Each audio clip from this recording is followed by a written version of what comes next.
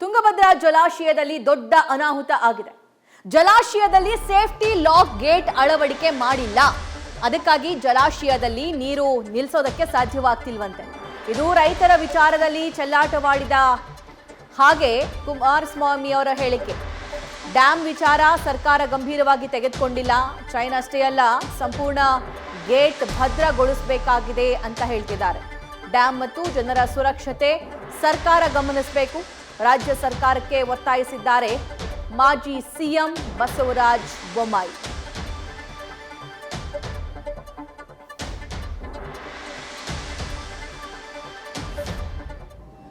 ಅನಾಹುತ ಏನಿದೆ ಇವತ್ತು ಯಾವೊಂದು ಹಳೆಯ ಕಾಲದಲ್ಲೇ ಕಟ್ಟಿರ್ತಕ್ಕಂಥ ಜಲಾಶಯಗಳು ಅಂಥ ಜಲಾಶಯದಲ್ಲಿ ಇವತ್ತು ಸೇಫ್ಟಿ ಲಾಕ್ ಗೇಟ್ಗಳೇನಿರಬೇಕು, ಆ ಒಂದು ಗೇಟ್ಗಳು ನಿರ್ಮಾಣ ಆಗ್ತಕ್ಕಂಥದ್ದು ಅನಿವಾರ್ಯ.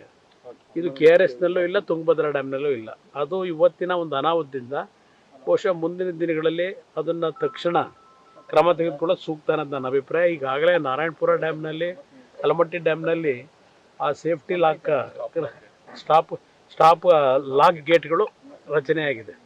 ವರ್ಲ್ಡ್ ಬ್ಯಾಂಕ್ನವರು ಆ ಸಂದರ್ಭದಲ್ಲಿ ಕೊಟ್ಟಂಥ ಸಲಹೆ ಮೇರೆಗೆ ಅದೇ ರೀತಿ ಬಹುಶಃ ಮುಂದಿನ ದಿನಗಳಲ್ಲಿ ಇಲ್ಲೂ ಸಹ ಆ ಸಾಫ್ಟ್ ಲಾಕ್ ಗೇಟ್ಗಳನ್ನ ಮಾಡಬೇಕು, ಸೇಫ್ಟಿ ಲಾಕ್ ಗೇಟ್ಗಳನ್ನ ಮಾಡಬೇಕಾಗುತ್ತೆ. ಸರ್, ತುಂಗಭದ್ರಾ ಡ್ಯಾಮು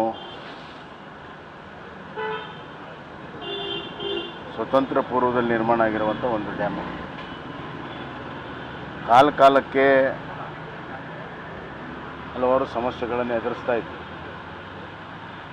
ಒಂದು ಕಡೆ ಹೂಳು ತುಂಬಿರುವಂಥದ್ದು ಭಾಳ ದೊಡ್ಡ ಸಮಸ್ಯೆ ಇದೆ.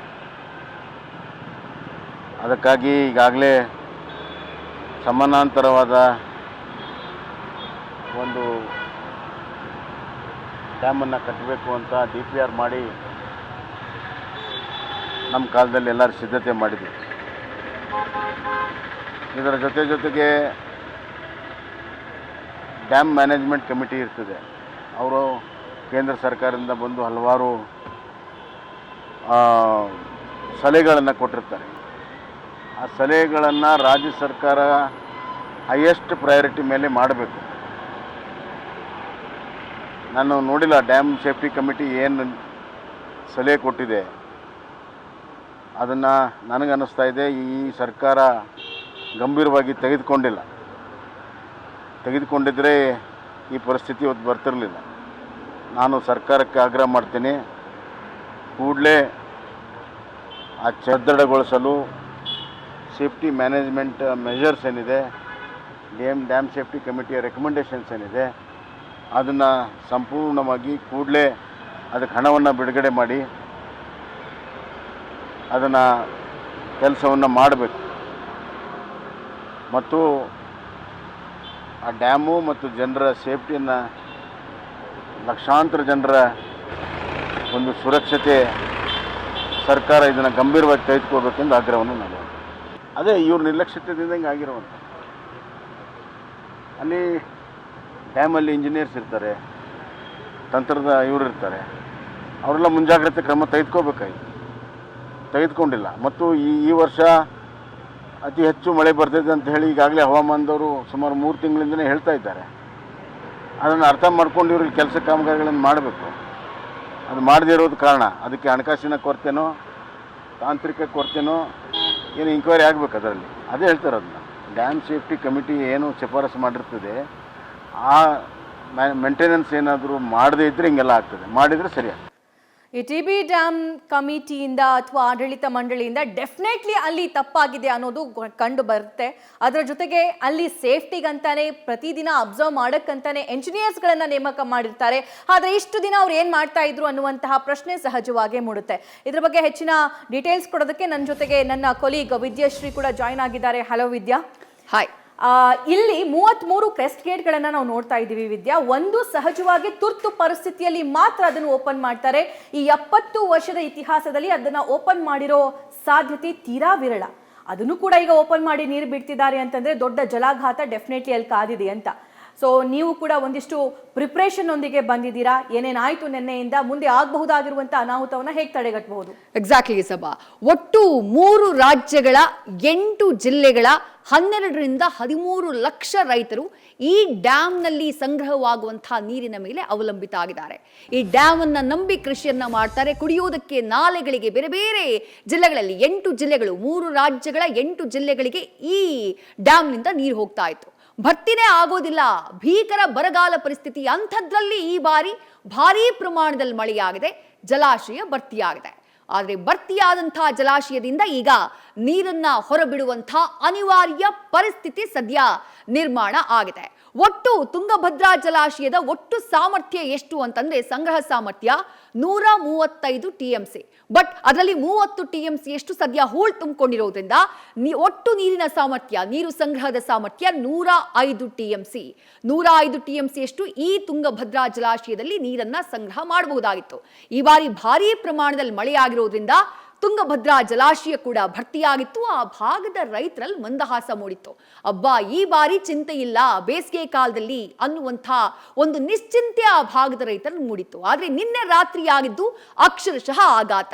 ಈಗ ಏನ್ ಮಾಡಬೇಕು? ರಿಪೇರಿ ಮಾಡಬೇಕು ಅಂದ್ರೆ ಏನ್ ಮಾಡಬೇಕು? 105 TMCಯ ಪೈಕಿ 60 TMC ಯಷ್ಟು ನೀರನ್ನ ಖಾಲಿ ಮಾಡಿದ್ರೆ ಮಾತ್ರ ರಿಪೇರಿ ಮಾಡೋಕ್ಕಾಗೋದು. ಅಂದ್ರೆ ಹೆಚ್ಚು ಕಮ್ಮಿ ಅರ್ಧಕ್ಕರ್ಧ ನೀರು ತುಂಬಿರುವಂತಹ ಡ್ಯಾಮ್ನಿಂದ ಅರ್ಧಕ್ಕರ್ಧ ನೀರನ್ನ ಹೊರಗಡೆ ಬಿಡಬೇಕು, ಅನಿವಾರ್ಯ ಪರಿಸ್ಥಿತಿ. ಹಾಗೆ ಬಿಡದೇ ಇದ್ರೆ ಹೋಗ್ತಾ ಇರುವಂತಹ ನೀರನ್ನ ಸ್ಟಾಪ್ ಮಾಡೋದಕ್ಕೆ ಸಾಧ್ಯ ಇಲ್ಲ. ಈ ಗೇಟ್ ನಂಬರ್ 19 ಇದೆಯಲ್ಲ, ಕ್ರಸ್ ಗೇಟ್ ನ ಚೈನ್ ಲಿಂಕ್ ಕಟ್ ಆಗಿ ಗೇಟೇ ಕೊಚ್ಕೊಂಡು ಹೋಗ್ಬಿಟ್ಟಿದ್ಯಲ್ಲ, ಅದನ್ನ ಸ್ಟಾಪ್ ಮಾಡಬೇಕು ಅಂದ್ರೆ, ಅಲ್ಲಿ ಗೇಟ್ ನ ಫಿಕ್ಸ್ ಮಾಡಬೇಕು ಅಂದ್ರೆ 60 TMC ನೀರನ್ನಾದ್ರೂ ಖಾಲಿ ಮಾಡಲೇಬೇಕು.